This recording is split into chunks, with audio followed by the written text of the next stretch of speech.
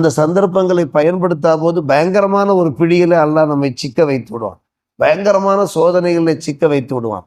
உடம்பெல்லாம் நோயாக ஆகிவிடும். வீட்டிலே நாம் மட்டும் சோதிக்கப்பட மாட்டோம், நம்முடைய பிள்ளைகளும் கூட சோதிக்கப்படுவார்கள்.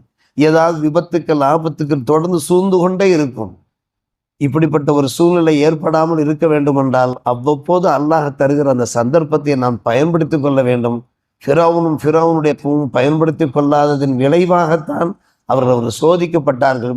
எனவே இன்றைக்கும் அல்லாஹ் ரசூலை நாம் ஏற்றவர்களாக, கட்டுப்பட்டவர்களாக, அஞ்சியவர்களாக, ஐவேளை தொழுகையாளிகளாக, வணக்கசாலிகளாக, குர்ஆனுடைய போதனைகளை எடுத்து நடப்பவர்களாக, பெருமானார் ரசூலுல்லாஹி ஸல்லல்லாஹு சுன்னத்துகளை பின்பற்றுபவர்களாக நாம் வாழ்கின்ற வரை அல்லாஹ் நமக்கு எந்த ஒரு சோதனையும் தரமாட்டான். அப்படி சோதனைகள் ஏற்பட்டால் அந்த சோதனையிலிருந்து விடுபட செய்வான். யூனுஸ் அலைஹிஸ்ஸலாத்து வஸ்ஸலாமுடைய கௌமை விடுபட செய்வோம்.